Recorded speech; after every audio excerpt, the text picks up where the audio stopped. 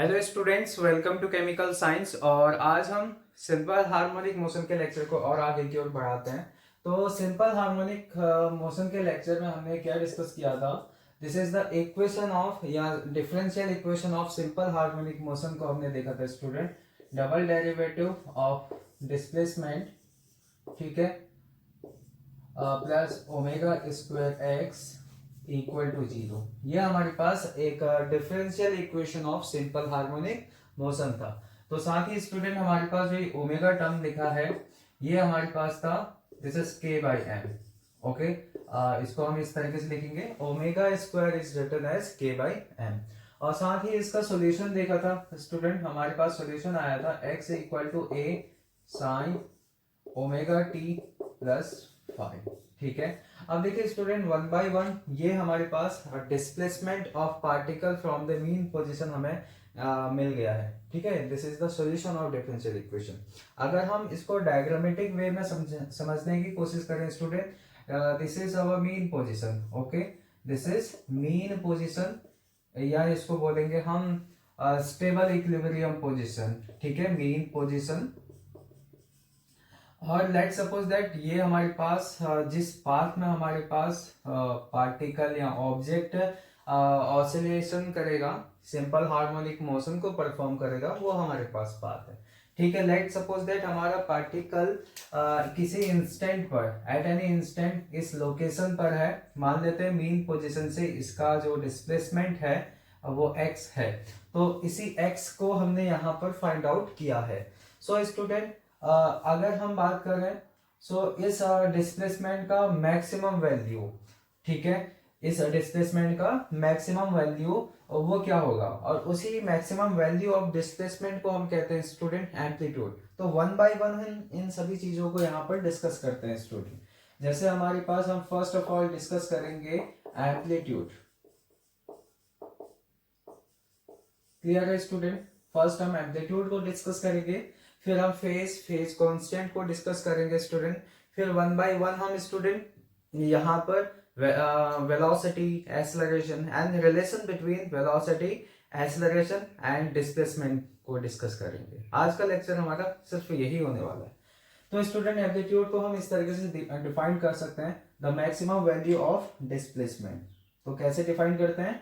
It is defined as the maximum value of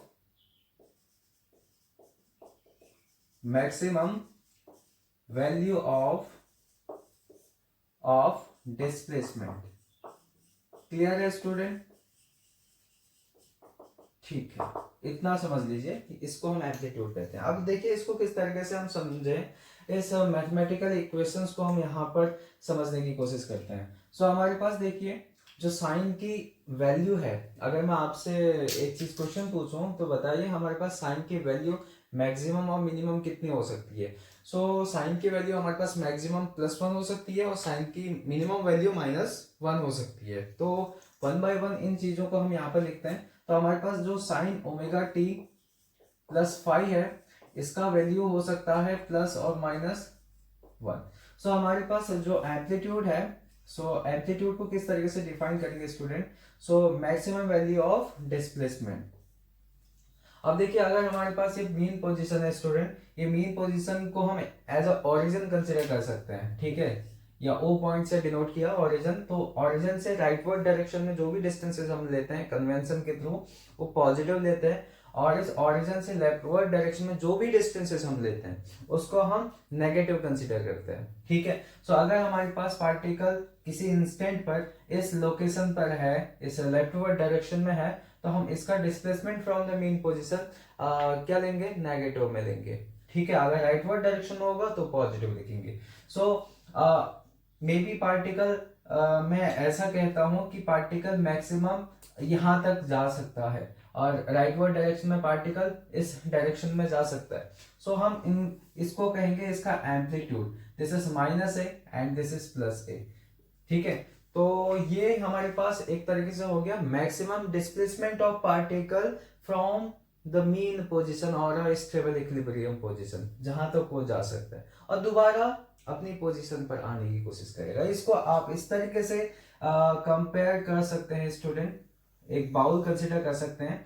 this is bowl का mid point है जहां पर stable equilibrium है। अगर हम कोई भी पार्टिकल को इसके मेन पोजीशन से डिस्प्लेस करेंगे, either in this direction either in और दिस डायरेक्शन, ठीक है। सो ऑल केसेस में पार्टिकल पर लगने वाला जो फोर्स है स्टूडेंट, वो चाहे वो इस यहाँ पर हो या यहाँ पर हो, दोनों केसेस में फोर्स टुवर्ड्स मेन पोजीशन ही लगेगा। क्लियर है स्टूडेंट? तो इसको हम इस तरीके से समझ सकते हैं। तो यहाँ पर भी इस पार्टिकल पर जो फोर्स लगेगा student, towards the main position लगेगा, और इसी फोर्स को हम कहते हैं स्टूडेंट रीस्टोरिंग फोर्स। क्लियर है? ठीक है। सो यहाँ से हमारे पास x का जो मैक्सिमम वैल्यू होगा, maximum displacement, this will be the plus minus a। Okay, अब इसके बाद स्टूडेंट हम फेज को समझते हैं। किसको? फेज। ये फेज वाला टर्म क्या है, चलिए इसको लिखते हैं। Second one is phase. तो जनरली स्टूडेंट हम जो यहाँ पर ये जो सॉल्यूशन ऑफ डिफरेंशियल इक्वेशन हमने सॉल्व किया, इसके अलावा यहाँ पर कोसाइन फंक्शन भी मिल सकता है हमको। तो इसका सॉल्यूशन हम इस तरीके से भी लिख सकते हैं, x equal to a cos omega t plus 5।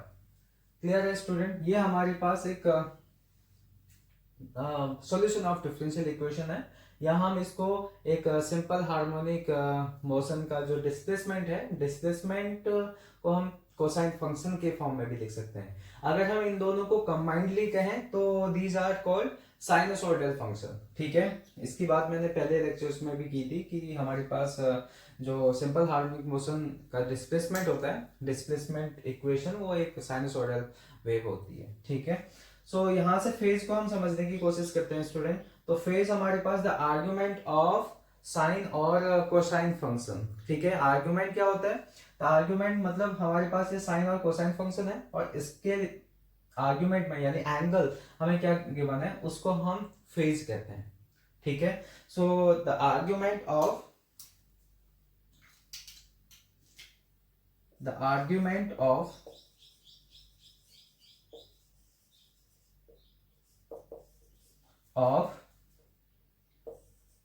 Sign और कोसाइन फंक्शन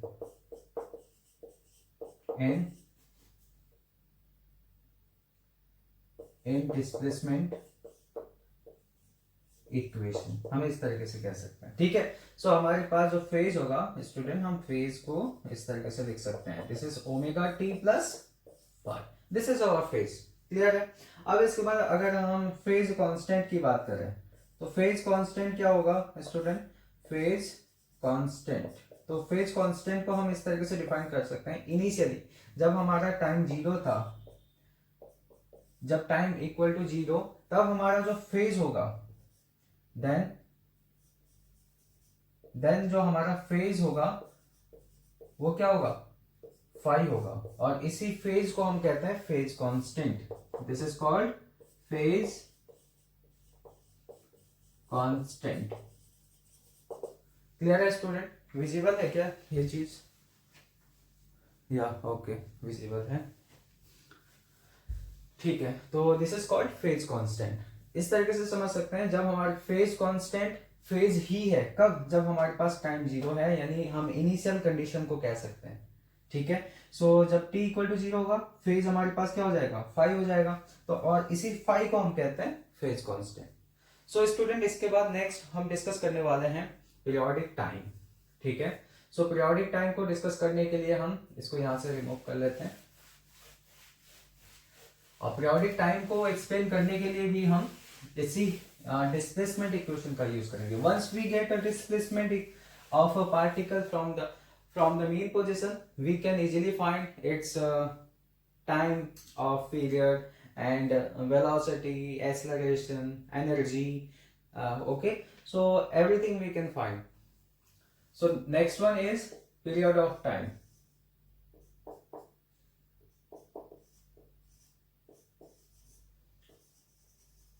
एक तरीके से टाइम पीरियड को हम फाइंड आउट करने वाले हैं। सो टाइम पीरियड को किस तरीके से? लेट सपोज दैट हमारे पास डिस्प्लेसमेंट इक्वेशन है student, a sin omega t plus phi. ये हमारे पास डिस्प्लेसमेंट इक्वेशन है। इफ वी पुट, अगर हम यहां पर ऐसा कर दें कि टाइम को इफ वी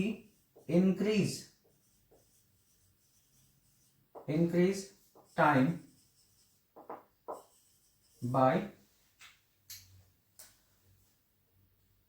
2 पाई ओमेगा। अगर हम टाइम को किससे कितना इंक्रीज कर दें, 2 पाई से। सो हम क्या करने वाले हैं, टाइम को इंक्रीज करने वाले हैं। जो हमारे पास इनिशियल टाइम था वो t था, है ना। अब हम टाइम को इंक्रीज कर कर t+2 पाई रखने वाले हैं, ठीक है। सो अगर पहले इनिशियली हमारे पास ये टाइम था, अब हम नए टाइम को इस इक्वेशन में रखने वाले हैं। फिर हम देखेंगे कि क्या हमारे पास ये जो डिस्प्लेसमेंट ऑफ पार्टिकल फिर से रिपीट होता है या नहीं होता है, ठीक है। तो चलिए इसको रखते हैं। तो x equal to a sine omega, ठीक है। इन प्लेस ऑफ t, ये जो t है ना, t के प्लेस पर हम क्या रखने वाले हैं, t+2 पाई क्लियर है स्टूडेंट। और प्लस फाइव हमारे पास। सो इसको ब्रैकेट्स को चेंज कर लेते हैं, ठीक है। इस तरीके से लिख लेते हैं, ठीक है। सो हमारे पास डिस्प्लेसमेंट इक्वेशन इस तरीके से चेंज हो जाएगी, साइन, और हम यहाँ पे लिखेंगे ओमेगा टी, और यहां से देखिए स्टूडेंट दिस इज 2 पाई, क्योंकि ओमेगा से मल्टीप्लाई करेंगे, ओमेगा से ओमेगा कैंसिल। सो यहां से हमारे पास बच जाएगा स्टूडेंट इस तरीके से ओमेगा t+2 पाई+5। सो यहां से हम दोबारा इसको इस तरीके से लिख सकते हैं, a साइन, और हमारे पास 2 pi omega plus omega t+5, ठीक है स्टूडेंट। सो हमारे पास आप लोगों को पता है स्टूडेंट कि अगर हम इसको इस तरीके से चेंज करें तो 2 पाई आफ्टर द 2 पाई इंटरवल, सो हमारे पास फंक्शन दोबारा रिपीट करता है, sine function after a 2 pi rotation, तो खुद को रिपीट करता है। तो खुद को रिपीट करेगा तो हमारे पास displacement again we get this is a sine this is omega t+5। इसका मतलब क्या हुआ कि हम हमारे जो डिस्प्लेसमेंट ऑफ पार्टिकल अगेन हमको सेम मिला, तो after a time 2 pi by omega. इसका मतलब हम ये कह सकते हैं कि जो हमारे पास ये टाइम था, कौन सा टाइम, दिस इज जो हमने टाइम कंसिडर किया था 2 pi by omega, this is called time of period. So हम यहां से लिख सकते हैं दैट इज डिस्प्लेसमेंट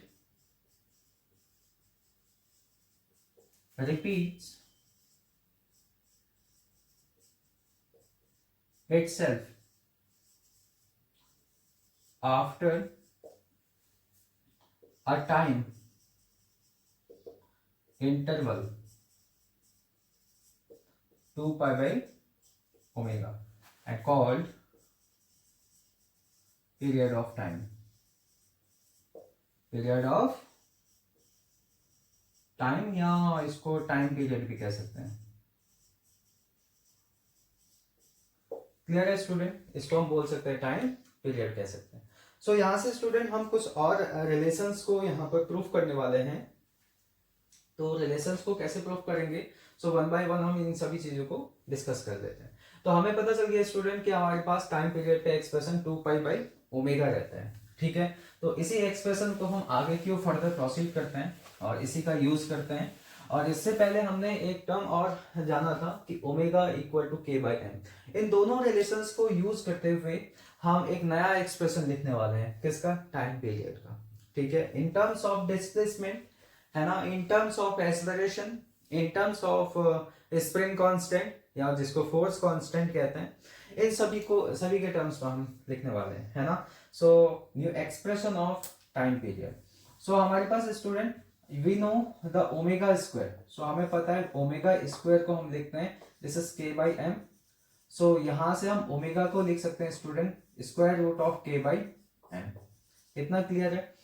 और अगर वंस हमें ये सभी चीजें पता है तो यहां से हम टाइम पीरियड के एक्सप्रेशन को किस तरीके से लिख सकते हैं। तो टाइम पीरियड का एक्सप्रेशन को this is 2 pi by omega. So omega के प्लेस पर हम इसको रख लेंगे। सो दिस इज 2 पाई और ओमेगा के प्लेस पर स्क्वायर रूट ऑफ के बाई एम लिखने वाले हैं। ठीक है, सो हमारे पास टाइम पीरियड का एक्सप्रेशन आ जाएगा स्टूडेंट। टाइम पीरियड का एक्सप्रेशन है T equal to this is 2 pi square root of M by के।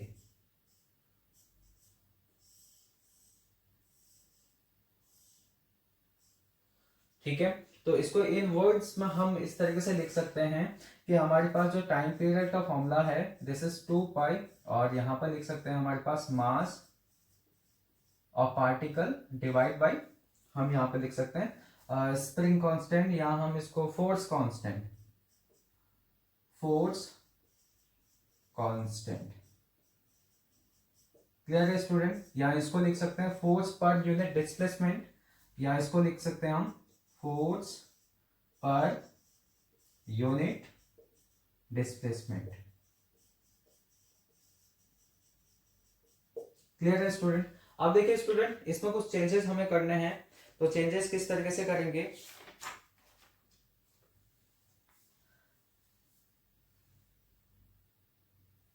इस एक्सप्रेशन को भी आप ध्यान रखना, ठीक है, ये बहुत इंपॉर्टेंट है कि इसको मेमोराइज करने के लिए mass divide by force constant या फोर्स पर यूनिट डिस्प्लेसमेंट से डिफाइन करते हैं। इसका दूसरा एक्सप्रेशन हम इस तरीके से भी डिफाइन कर सकते हैं स्टूडेंट, अगर हम इस के एक्सप्रेशन को चेंज कर दें, यहां से हम इस के का एक्सप्रेशन क्या कर दें स्टूडेंट? चेंज कर दें। अगर देखिए के हमारे पास क्या होता है, अगर हम रीस्टोरिंग फोर्स को डिफाइन करें,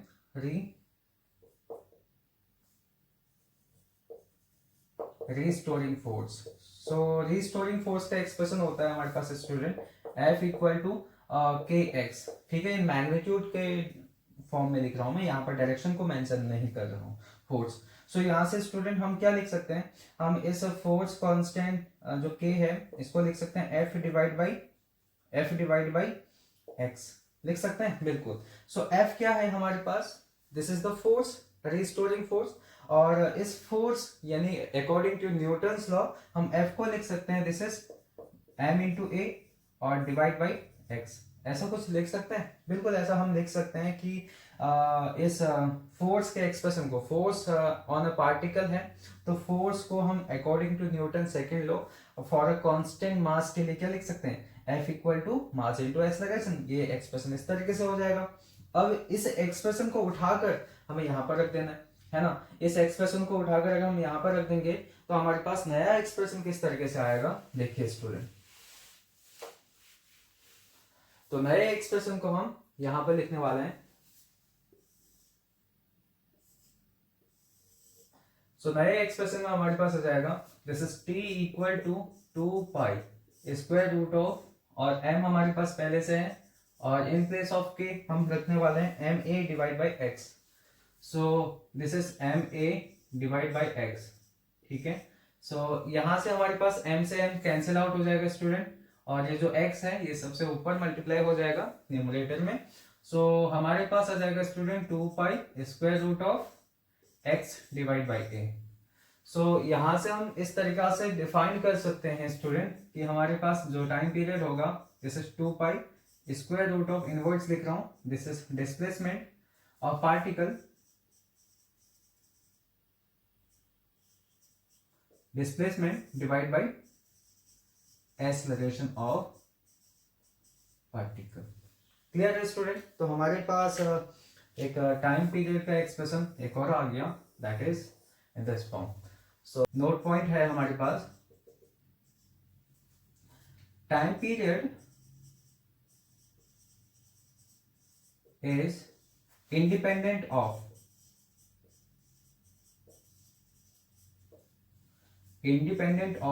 एम्पलीट्यूड। किससे इंडिपेंडेंट है? एम्पलीट्यूड, यानी टाइम पीरियड के एक्सप्रेशन में हमें कहीं पर एम्पलीट्यूड नहीं दिखा स्टूडेंट। ठीक है, this is note point for you. अब स्टूडेंट्स हम डिस्कस करेंगे यहाँ पर relation between displacement, velocity and acceleration. हमारे पास डिस्प्लेसमेंट इक्वेशन आई थी, है ना, displacement of particle x equal to a sin omega t plus phi. This is our displacement. अगर हम डिस्प्लेसमेंट को डिस्प्लेसमेंट वर्सेस टाइम के बीच में ग्राफ को प्लॉट करने की कोशिश करें, तो हमारे पास किस तरीके का प्लॉट मिलेगा, ये डिस्प्लेसमेंट एक्सिस है, वाई एक्सिस को मैंने डिस्प्लेसमेंट एक्सिस कंसिडर किया है और इस एक्स एक्सिस को हमने टाइम एक्सिस कंसिडर कर रखा है। ठीक है, सो हम टाइम इंटरवल को लेंगे। सो फर्स्ट ऑफ ऑल हम टाइम लेंगे t/4 एंड फिर उसके बाद हम t/2 टाइम और फिर उसके बाद हम दिस इज 3t/4 एंड फिर उसके बाद t। सो इस तरीके से हमारे पास हमने टाइम इंटरवल दिए, इन प्लेस ऑफ टी हम ये सभी वैल्यूज रखेंगे। सो हम कुछ देर के लिए ऐसा मान लेते हैं इस प्लॉट को ड्रॉ करने के लिए, लेट कंसीडर, या हम कंसीडर कर लेते हैं, कंसीडर इनिशियल जो फेज कांस्टेंट है ना उसको हम 0 कंसीडर कर ले और साथ ही हम ओमेगा के प्लेस पर 2π/t रख लेते हैं। तो हमारी जो एबव इक्वेशन है, डिस्प्लेसमेंट इक्वेशन है, वो इस तरीके से बन जाएगी, a साइन और ओमेगा के प्लेस पर 2π/t एंड स्मॉल t। हमारे पास इस तरीके का आर्गुमेंट बन जाएगा। अब हम प्लॉट करने की कोशिश करेंगे डिस्प्लेसमेंट वर्सेस टाइम के बीच में। तो इसके लिए हम एक बॉक्सेस लाइक इस तरीके से बना लेते हैं, है ना। क्लियर है स्टूडेंट। सो यहाँ पर डिस्प्लेसमेंट, यहाँ पर यहाँ पर टाइम और टाइम के साथ डिस्प्लेसमेंट का हमारे पास किस तरीके से बनेगा। सो एक तरीके से आपको दिख रहा होगा, this is our sine function. तो साइन फंक्शन का ग्राफ किस तरीके से प्लॉट किया जाता है, तो साइन फंक्शन का जो ग्राफ है स्टूडेंट वो यहाँ से मतलब 0 से स्टार्ट होता है, ओरिजिन से स्टार्ट होता है। ठीक है, तो इसको मैं डिटेल में ना बताऊं तो चलेगा, बिल्कुल चलेगा। तो इन शॉर्ट अगर मैं यहाँ पर लिखूं तो this is sine function graph. तो साइन फंक्शन का जो ग्राफ है स्टूडेंट वो इस तरीके से स्टार्ट होता है।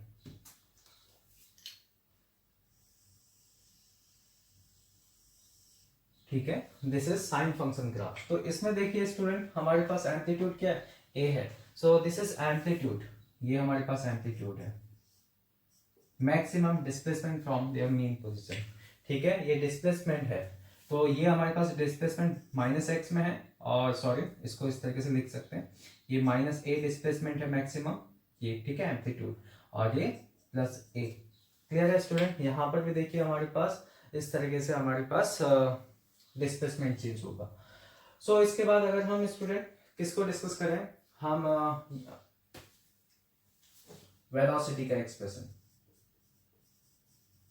ठीक है, तो वेलोसिटी के एक्सप्रेशन को किस तरीके से लिखेंगे, जब हम इस इक्वेशन 1 को यानी डिस्प्लेसमेंट के एक्सप्रेशन को डिफरेंशिएट करेंगे, if we differentiate the equation first with respect to time we get velocity. ठीक है, तो वेलोसिटी को लिखते हैं dx/dt। सो यहाँ पर डिस्प्लेसमेंट इक्वेशन हमारे पास d/dt of a sine omega t plus phi लिखेंगे। क्लियर है। अब देखिए जो भी हमारे पास कांस्टेंट है उसको डिफरेंशिएशन से बाहर लिख लेते हैं, और साइन का डिफरेंशिएशन होता है स्टूडेंट कॉस, तो हमने कॉस भी लिख लिया, cos omega t plus five होगा हमारे पास आर्ग्यूमेंट का d/dt of omega t plus five. So इसको डिफरेंशिएट करेंगे, देखिए हमारे पास ओमेगा कांस्टेंट है बाहर आ जाएगा, dt/dt होगा, दिस गिव्स 1, और फेज कांस्टेंट हमारे पास फाइव है, इसका डिफरेंशिएशन हमारे पास 0 होगा। ठीक है, सो हमारे पास a omega cos omega t plus five हम एक्सप्रेशन लिखेंगे। So this is our velocity, ये हमारे पास क्या है, वेलोसिटी का एक्सप्रेशन है। तो स्टूडेंट आपको यहाँ पर दिख रहा होगा कि हमारे पास वेलोसिटी के एक्सप्रेशन में हमारे पास कॉस फंक्शन आ गए। सो कॉस फंक्शन का जो ड्रॉ होता है स्टूडेंट वो स्टार्ट होता है मैक्सिमम वैल्यू से। ठीक है, एट इनिशियली वो अगर हम बात करें ओरिजिन पर हमारे पास क्या रहेगा, जो cos थीटा जो ग्राफ होता है स्टूडेंट वो यहाँ से एम्पलीट्यूड मैक्सिमम वैल्यू से स्टार्ट होता है। ठीक है, सो इसको हम इस तरीके से लिख सकते हैं, this starts from the maximum value और गोज इन दिस वे। ठीक है, सो यहाँ पर आपको दिख रहा होगा दिस इज डिस्प्लेसमेंट, ये डिस्प्लेसमेंट एक्सिस है। ठीक है, दिस इज वेलोसिटी एक्सिस, ये हमारे पास है स्टूडेंट वेलोसिटी एक्सिस, और ये हमारे पास है student time axis, this is time axis. So initially हमने देखा ये जो कॉस का कर्व होता है स्टूडेंट हमारे पास इस तरीके से होता है, तो इसको हम इस तरीके से भी समझ सकते हैं एक टेबल फॉर्म करके भी हम इसको ड्रॉ कर सकते हैं। ठीक है, टेबल कैसे फॉर्म कर सकते हैं? सो अगर हम कॉस की वैल्यूज देखें, सो वही कंडीशन जैसे हमने यहाँ पर इनिशियल फेज को 0 कंसिडर किया, ओमेगा को 2 पाई/t हमने कंसिडर किया, तो उसके बेसिस पर हम यहाँ पर पूरे प्लॉट इसको ड्रॉ कर सकते हैं। ठीक है, सो इसके बाद स्टूडेंट हमारे पास अब देखिए जो टाइम इंटरवल्स सेम रहेंगे हमारे पास, t/4, यहाँ पर t/2 और यहाँ पर 3t/4 और हमारे पास t। ठीक है, एट t इक्वल टू 0 पर, अगर हमारे पास t इक्वल टू 0 पर हमारे पास वेलोसिटी मैक्सिमम होगी, है ना। और फिर उसके बाद जब t इक्वल टू t/4 होगा, ओके, टाइम पीरियड, तो उसके बाद हमारा जो वेलोसिटी है 0 हो जाएगी। फिर उसके बाद at a time t equal to t/2 हमारे पास जो वेलोसिटी है, वेलोसिटी की वैल्यू नेगेटिव होगी।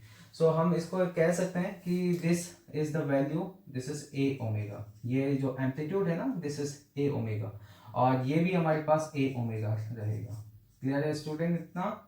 ठीक है, सो वेलोसिटी का एक्सप्रेशन इस तरीके से मिलेगा। अब हम वेलोसिटी वर्सेस डिस्प्लेसमेंट के बीच में रिलेशन को देखेंगे, कैसे हमारे पास वेलोसिटी और डिस्प्लेसमेंट ऑफ पार्टिकल रिलेट करते हैं। सो यहाँ से स्टूडेंट हम एक चीज लिख लेते हैं, दिस इज ए ओमेगा। ठीक है, क्लियर है। और cos थीटा को इस तरीके से लिख सकते हैं, this is square root of 1 minus sine square omega t plus 5। जी बिल्कुल, हम इसको इस तरीका से लिख सकते हैं। सो इस एम्पलीट्यूड वाले टर्म को अंदर भेजेंगे, so omega remain same here, so amplitude वाले टर्म को हम यहाँ पर अंदर भेजेंगे, तो एम्पलीट्यूड बिकम्स ए स्क्वायर। ठीक है, और यहाँ पर बन जाएगा this is a square sine square omega t plus 5। Clear है स्टूडेंट? अब देखिए स्टूडेंट, इसी टर्म को हम ऐसा भी लिख सकते हैं, this is a sine omega t plus 5।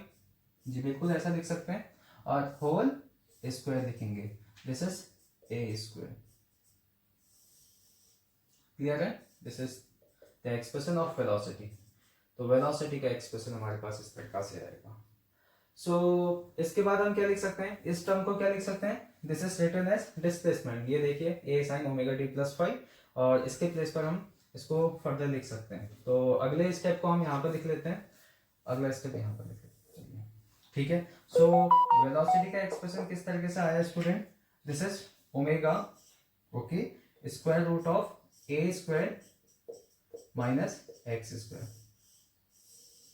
This is the relation between velocity of particle versus displacement. ठीक है, डिस्प्लेसमेंट ऑफ वेलोसिटी के बीच में रिलेशन इस तरीके से होगा। अब स्टूडेंट इसके बाद हम लिखने वाले हैं एक्सेलरेशन का एक्सप्रेशन। हम लिखेंगे स्टूडेंट एक्सेलरेशन का एक्सप्रेशन, तो उसके लिए हमें वेलोसिटी के एक्सप्रेशन की जरूरत होगी। सो हम यहाँ से क्या लिख सकते हैं, बाकी टर्म्स को हम यहाँ से हटा देते हैं, हमें वेलोसिटी के एक्सप्रेशन की जरूरत है, तो हम वेलोसिटी के एक्सप्रेशन को यहाँ पर बचाएंगे। ठीक है, सो इस एक्सप्रेशन की हमें जरूरत है। सो इसके बाद अगर हम एक्सेलरेशन को डिफाइन करें, so acceleration defined as double derivative of displacement, so d square x by d t square, या इसको लिख सकते हैं d by d t of v. Velocity को अगर हम का फर्स्ट डेरिवेटिव लेंगे स्टूडेंट, तो हमें एक्सेलरेशन मिलेगा।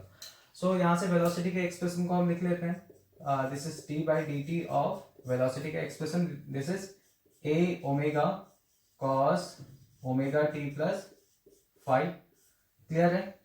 सो इसको हम यहाँ से हटा देते हैं, ये हमारे पास एक्सप्रेशन है। तो नेक्स्ट हम क्या लिखने वाले हैं, बाकी एक्सप्रेशन को हम यहाँ से रिमूव कर लेते हैं।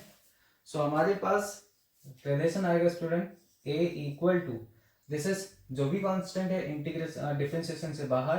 ठीक है, सो कॉस का जो इंटीग्रेशन होता है, सॉरी डिफरेंशिएशन होता है स्टूडेंट, वो माइनस साइन होता है, साइन ओमेगा टी प्लस 5 लिखेंगे। क्लियर है?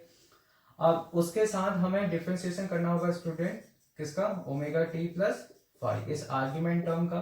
ठीक है, साइन के जो आर्ग्यूमेंट में है। सो इसको डिफरेंशिएट करने के बाद हमें ओमेगा मिलेगा। सो स्टूडेंट यहाँ से ए ओमेगा स्क्वायर को हम लिखेंगे sign omega t plus 5। Clear है? सो यहाँ से हम कुछ ऐसा लिख सकते हैं, this is minus omega square, ठीक है, और ए साइन ओमेगा टी प्लस 5, क्या हम ऐसा लिख सकते हैं? ये हमारे पास एक्सेलरेशन का एक्सप्रेशन आया, ठीक है। इस एक्सप्रेशन को भी आप ध्यान रखिए, ये भी बहुत इंपॉर्टेंट है।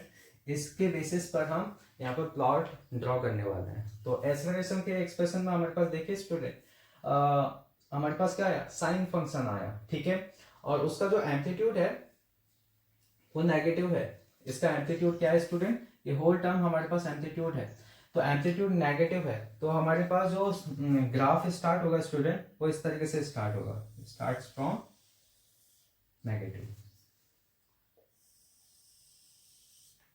क्लियर, समझ में आया? और जो टाइम इंटरवल है ये हमारे पास है एक्सेलरेशन वर्सेस टाइम, ये एक्सेलरेशन वर्सेस टाइम के बीच में ग्राफ है स्टूडेंट, और टाइम इंटरवल वही है हमारे पास, दिस इज t/4 और t/2 and 3t/4 and t। Clear है स्टूडेंट? ये हमारे पास टाइम इंटरवल है, और एक्सेलरेशन का वैल्यू क्या आएगा student? This is a omega square, ठीक है, this is a amplitude omega square, ठीक है, दिस इज द एम्पलीट्यूड की, मतलब जो एक्सेलरेशन की मैक्सिमम वैल्यू है a ओमेगा स्क्वायर। क्लियर है? तो यहां से स्टूडेंट हम रिलेशन लिखना चाह रहे हैं डिस्प्लेसमेंट वर्सेस एक्सेलरेशन के बीच में। सो एक्सेलरेशन का एक्सप्रेशन आएगा स्टूडेंट, हम यहाँ से ओमेगा स्क्वायर लिखेंगे, और a sine omega t plus 5 इसको हम लिख सकते हैं दिस इज x, तो हमारे पास आ जाएगा दिस रिलेशन। तो हमने क्या लिखा? x equal to a sine omega t plus 5, तो हमने जो a sine omega t plus 5 है इस टर्म को लिख दिया x, तो हमारे पास एक्सेलरेशन वर्सेस डिस्प्लेसमेंट के बीच में रिलेशन इस तरीके से आएगा, ठीक है। सो ओवरऑल हमारे पास देखिए स्टूडेंट, हमने इन सभी चीजों को यहाँ पर डिस्कस कर लिया, relation between displacement, velocity and acceleration, और उनके बीच में ग्राफ को प्लॉट कर दिया। आई होप कि आप लोगों को ये चीजें समझ में आई होंगी। सो अगले वीडियो लेक्चर में हम energy of simple harmonic motion हम डिस्कस करने वाले हैं।